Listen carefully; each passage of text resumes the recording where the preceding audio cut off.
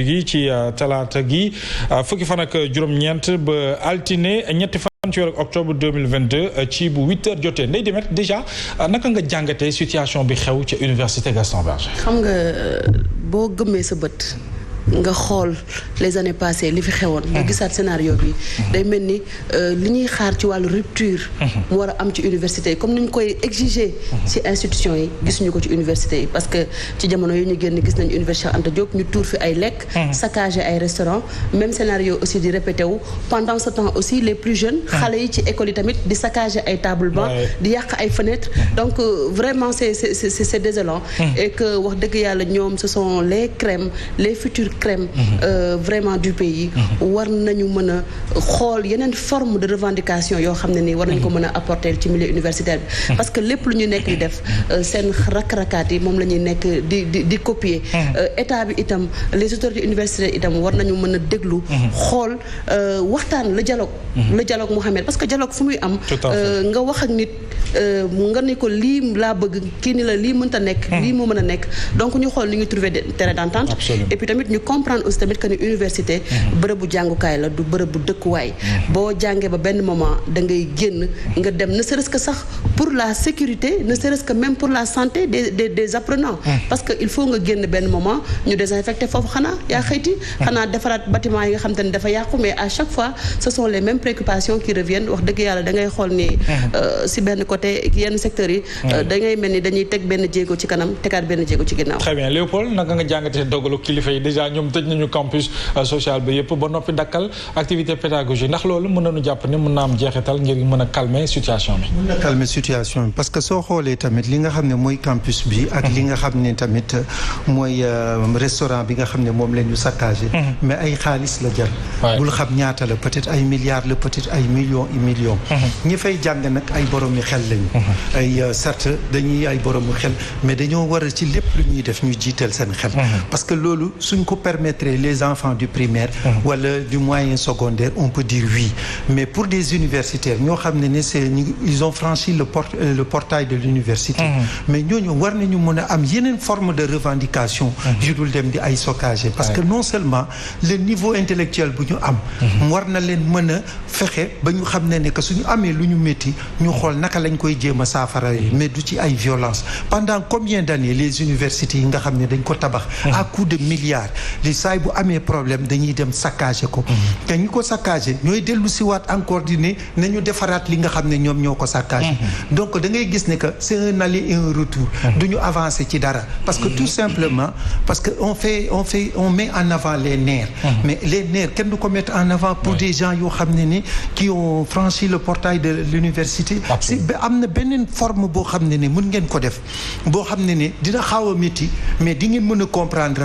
ngeen mën a trouver un gentleman agreement mais je crois que c'est de bon droit que ñu tëj restaurant bi parce que suñ ko tëju loolu tamit dañ koy gën a vandaliser et ça va poser encore des problèmes ñoom ñi ngi nii léegi ñu ci bari ñi ngi jël seen bagage di ñibbi mais bu ñu dellu si waatee est-ce que danañu fekkaat restaurant bi tel que nuñ ko yàqee parce que fokk état bi tamit génnee ci gafam pour jéem a defar léegi lu ñuy xaar ci état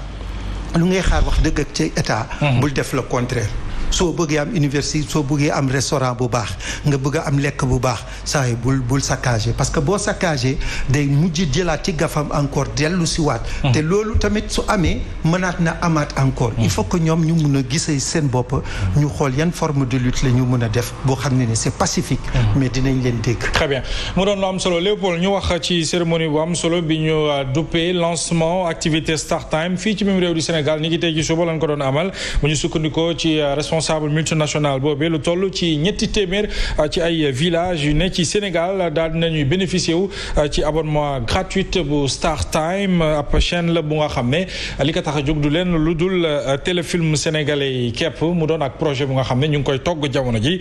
ci seen ndaje boobee Tidiane Diallo ak Abdou Malick Thioune ñoo ñu fa teewaloon. mujj nañu bénéficier wu ci abonnement Start Time suñ sukkandikoo ci responsable yi. Sénégal tey jii maye nañu toll si juróom-benn téeméer ak village ak fanweer ci Sénégal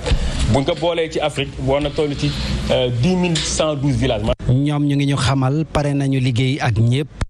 ci wàllum fédération yi aussi buñ ci delloo tuuti Start Time ubbeeku na pour ñëpp on est là pour dañu fi nekk pour liggéey ak ñëpp donc kon képp koo xamante ni rek am nga projet StarTime ubbi na la tànnal la ay loxoom pour boo ñu mën a liggéey incha allah en fait dañuy doog a commencer liggéey bi donc en ce moment li ñuy gën a soxal mooy focaliser wu si ñun mais également focaliser wu ci besoin sénégalais maanaam lan la ñu bëgg ñu offrir leen ko. StarTime tey la ñu démarrer seen activité yi ñu tàmbali ko ci benn caravane de promotion. ñu dikkaat ci rapport annuel bu statistique soxal wàllug liggéey muy liggéey fii ci mim réew rapport bu nga xam ne publié nañu ko en tout cas ni ngi tey suba ci ministère du travail directeur des statistiques du travail ak étude daal dinay ñaawlu faiblesse yu ñu nemmeeku ci taux de régulation entreprise yi nga xamante ni téeméer boo jël ñu ngi ci ñaar fukk Dominique Gaston Lucien moom nag mi nga xam ne situation bi ni mel li koy expliquer du lenn lu dul faible moyen yu jëm ci wàllu organe de contrôle yi ñu teewlu ko. liggéey yu ñu ci ñàkk dem na ba 1000 et quelques. ci même moment bi entreprise yi ñu ubbi am na liggéey yu mu jur te lim bi tam dem na ci juróom-ñetti junni ak lu ci tegu. léegi boo gisee mbirum sécurité sociale entreprise yi dañu war a affilié wu maanaam dañu war a bindu su ma ko mënee waxee noonu te tam xamle liggéeykat yu ñu yor foofu noonu bu ko defee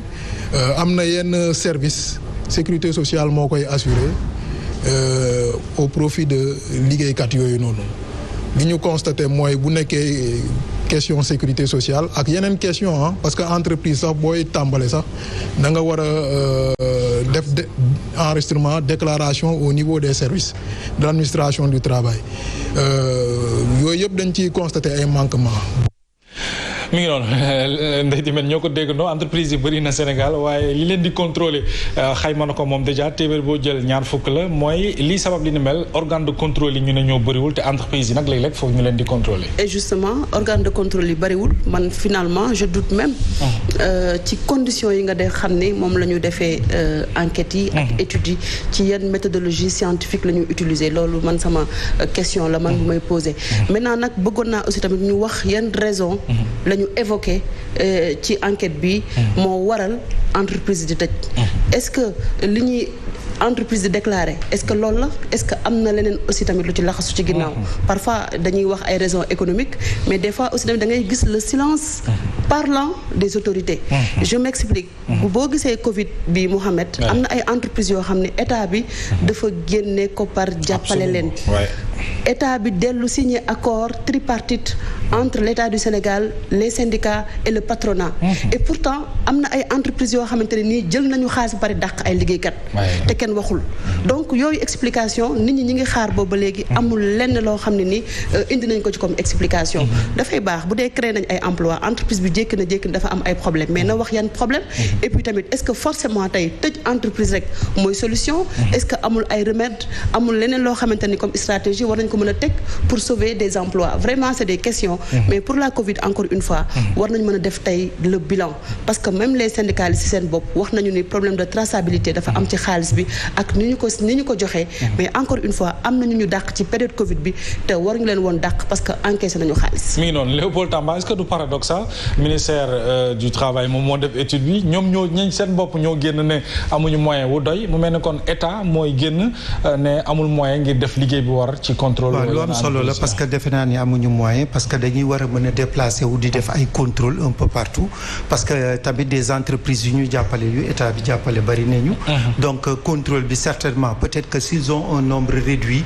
bu yoo xam ne ñoom ñooy exercer contrôle yi ak yooyu. donc ça veut dire que y a un déficit boo xam ne de bras. déficit de bras boobu ñoom ñoo ko war a mun a matali pour que ñuy mun a de temps en temps dem ci entreprise yi au Sénégal nag.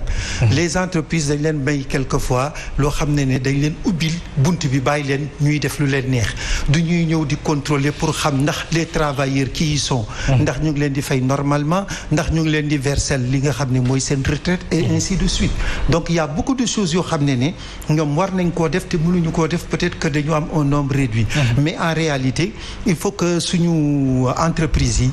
yi surtout ñi nga xam ne état bi da leen di jàppale di leen may léeg-léeg sax muy réduire li nga xam ne mooy taux d'impôt buñ leen leen di exonérer. donc tout ça war nañu mun a nag tamit ñoom it góorgóorlu fexe ba nga xam ne doomu réew mi mun a liggéey ci entreprise yi. waxuñu ñu jël ku ne waaye nañu jël loo xam ne nombre la boo xam ne toll